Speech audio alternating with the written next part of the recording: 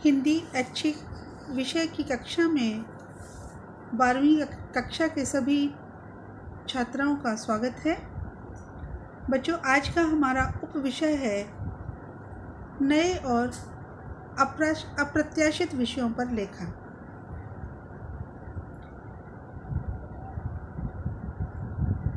बेटा, लेखन कार्य आप अभी तक करते रहे हैं।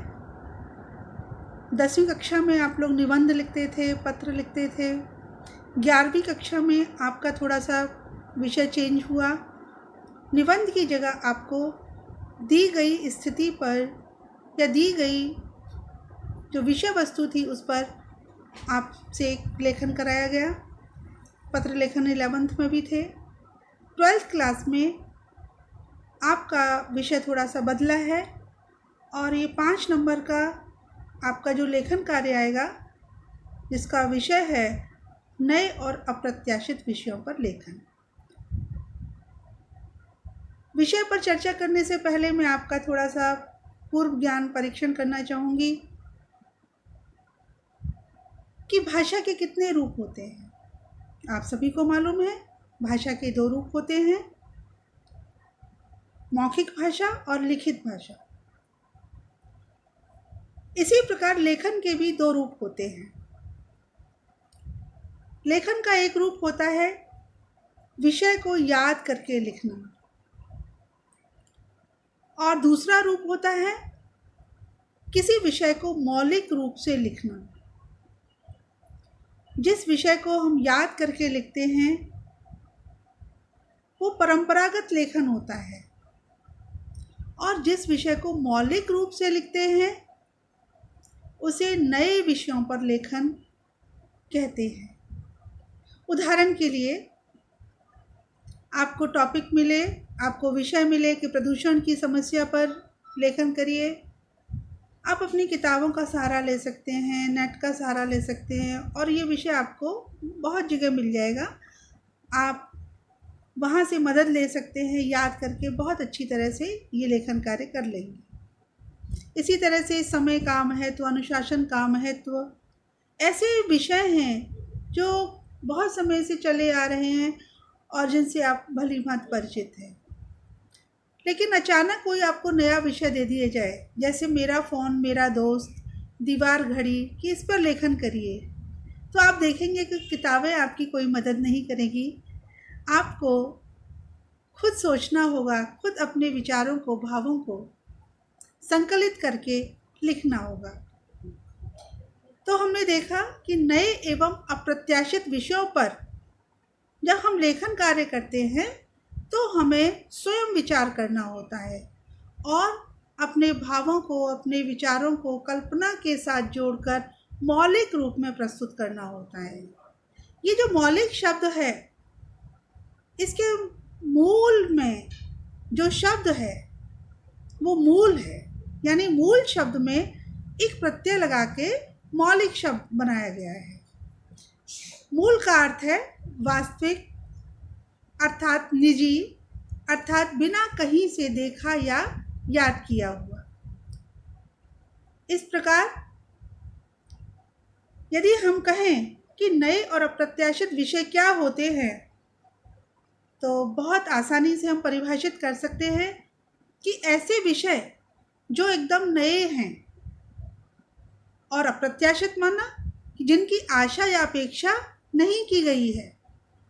तो ऐसे नए विषय जिनके विषय में हमने सोचा नहीं कि उस पर भी लेखन करना पड़ सकता है, अचानक हमारे सामने रख दिए जाएं, हमें दे दिए जाएं या हमारे सामने आ जाएं या हम उन पर लेखन करते हैं, तो ये नए और अप्रत्याशित विषयों पर लेखन कहलाता है।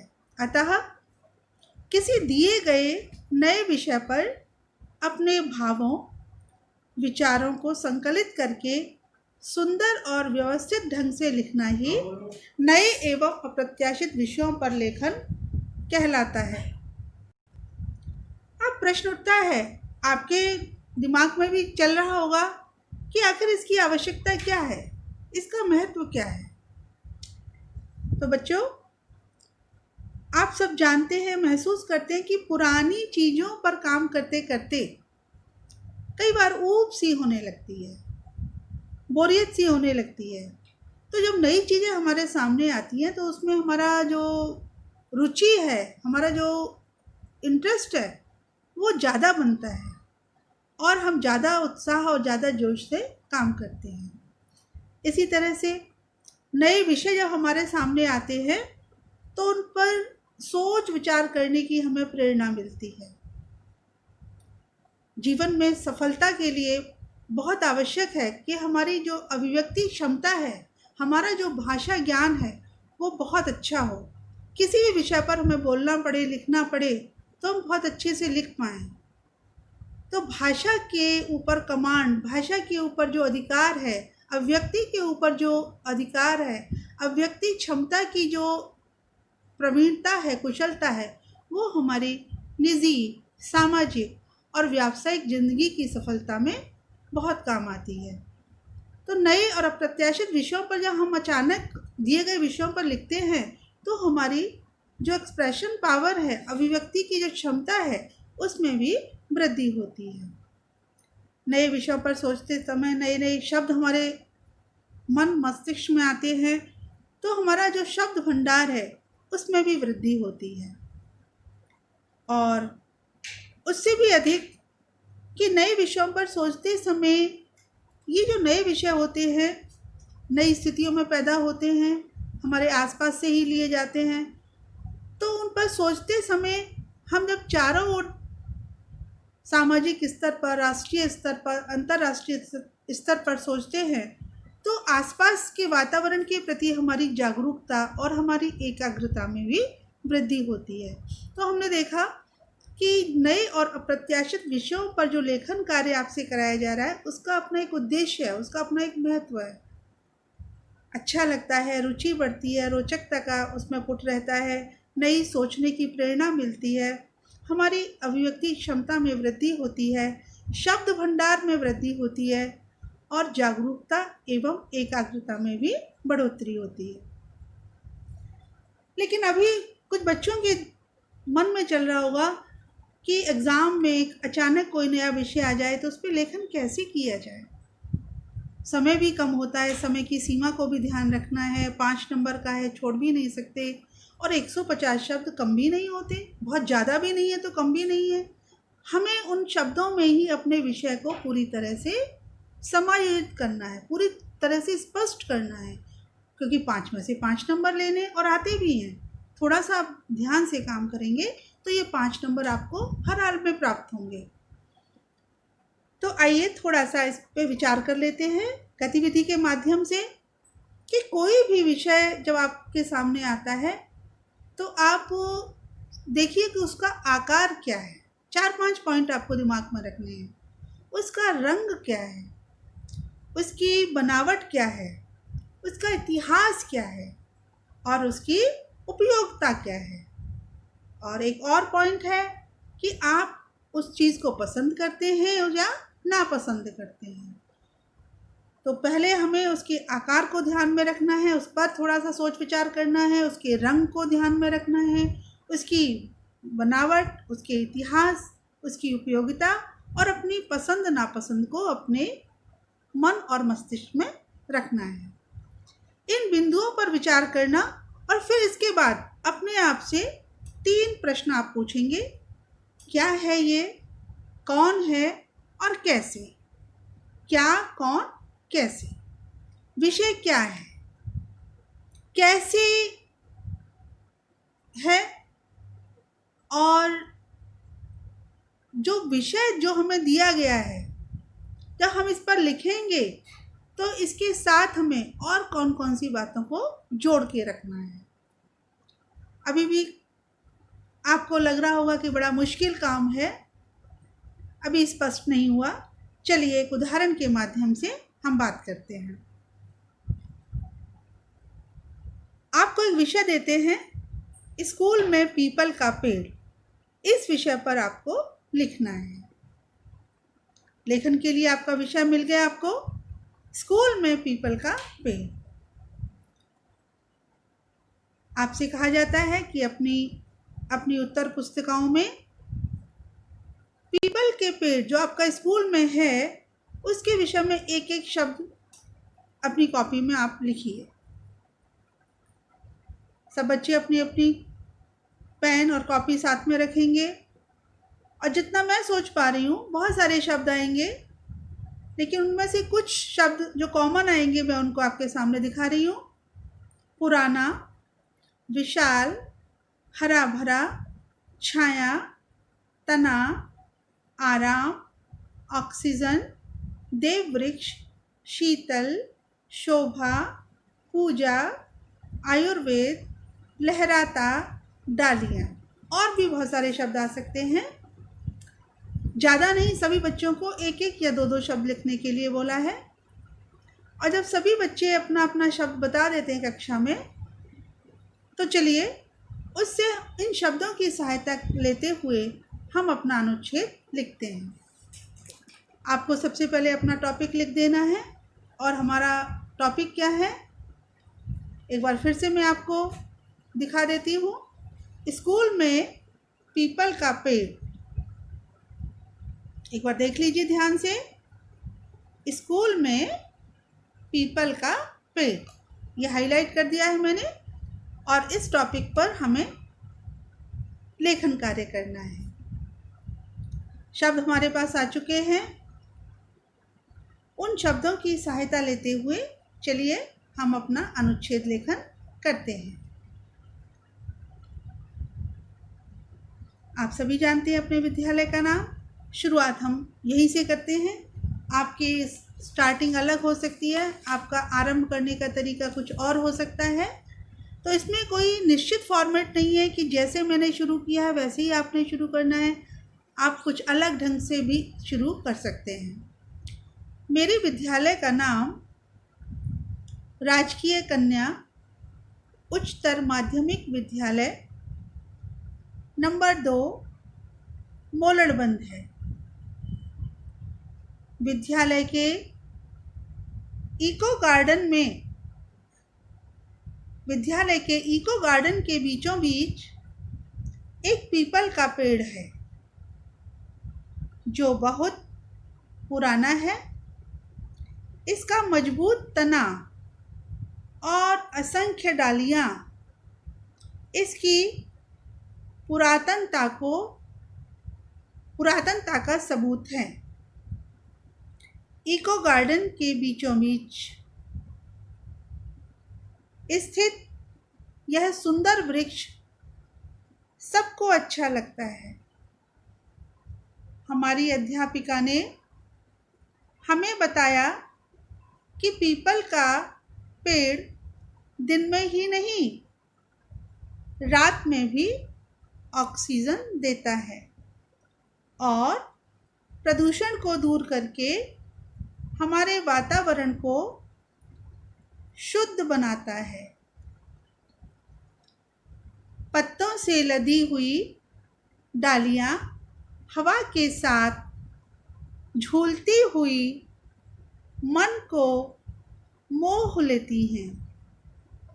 भोजन अवकाश के समय मैं नियमित रूप से इस वृक्ष के पास जाती हूँ, उसे ध्यान से देखती हूँ, शीतल और शुद्ध वायु का आनंद लेती हूँ और घंटी बजते ही वापस अपनी कक्षा में आ जाती हूँ। मेरे स्कूल का यह वृक्ष मुझे बहुत अच्छा लगता है। देखा बच्चों, जो लेखन कार्य हमें कठिन लग रहा था वह कैसे आसानी से हो गया। आपने ये भी देखा कि आपका अनुभव, आपका ज्ञान, थोड़ी सी कल्पना और आपका भाषा ज्ञान जो आपके पास है, आप पहली क्लास से हिंदी पढ़ते आ रहे हैं, तो भाषा की तो आपके पास पूरी जानकारी है ही, हिंदी भाषा की, हिंदी भाषा के व्याकरण की, शब्दों की, वाक्य विन्यास, सब कुछ आपको आता है। तो आपकी कल्पना, आपका ज्ञान और आपका भाषा ज्ञान, ये सब आपके सहयोगी बनकर आपके कार्य को आसान कर देते हैं। अब मुझे पूरी आशा है कि नए और अप्रत्याशित विषयों पर लेखन कार्य, जो अभी तक आपको कुछ कठिन सा लग रहा था, अब बहुत कुछ क्लियर हो गया होगा और आपको आसान भी लग रहा होगा। कहते हैं बच्चों, करत करत अभ्यास के जड़ मत होत सुजान। करत करत, किसी कवि की पंक्तियां हैं कि करत करत अभ्यास के जड़ मत होत सुजान। जड़ मत कहते हैं मूर्ख को, सुजान माने चतुर, होशियार। कि अभ्यास के माध्यम से जो कम जानने वाला है, जो मूर्ख जिसे हम कहते हैं, वो भी चतुर हो जाता है, वो भी होशियार हो जाता है। और फिर आप तो बहुत अच्छे बच्चे हैं, आप तो बहुत होशियार बच्चे हैं। तो अभ्यास करेंगे, 3-4 आप लेखन कार्य कर लीजिए। देखिए, ये मुश्किल सा काम, ये कठिन सा काम आपको बहुत आसान नज़र आएगा। तो अभ्यास कार्य के रूप में मैं आपको कुछ उपविषय दे रही हूँ, आप उन पर लेखन करेंगे और इसके बाद आप बताएंगे व्हाट्सएप ग्रुप के माध्यम से, व्यक्तिगत रूप से ही बता सकते हैं कि ये विषय आपको कैसा लगा। तो पहला अभ्यास कार्य के लिए हमारा उपविषय है, टॉपिक है माँ के चेहरे की मुस्कान। पहला टॉपिक है माँ के चेहरे की मुस्कान। दूसरा टॉपिक है दादाजी की बातें। और तीसरा हमारा विषय है कक्षा का ग्रीन बोर्ड। देखा बच्चों, बिल्कुल नए विषय हैं, लेकिन आपके जाने पहचाने हैं, लेकिन लिखने के लिए आपके लिए नए हैं। अभी तक जिन विषयों पर आप लेखन करते रहे हैं, उनमें से कोई भी विषय इनमें नहीं है। तो इन तीनों विषयों पर शब्द सीमा आपको बता दी गई है। 150 शब्द। 150 का मतलब ये नहीं बेटा कि गिनकर आपको 150 ही लिखने हैं। ये 140 भी हो सकते हैं, 160 भी हो सकते हैं। ये हमारा औसत है कि हमें अपने माइंड में जो शब्द सीमा निर्धारित करनी है वो 150 है। लेकिन बिल्कुल ऐसा कोई हार्ड एंड फास्ट रूल नहीं है, कोई सख्त नियम नहीं है कि वो 150 ही होने चाहिए। 5-7 शब्द कम भी हो सकते हैं और 5 या 7 या 10 शब्द ज़्यादा भी हो सकते हैं। तो देखा बच्चों, नए और अप्रत्याशित विषयों पर लेखन कितना आसान है, कितना रुचिकर है और कितना ज्ञानवर्धक है। मुझे पूरी आशा है, पूरी उम्मीद है कि ये विषय आपको अवश्य ही समझ में आया होगा। सबका बहुत बहुत धन्यवाद।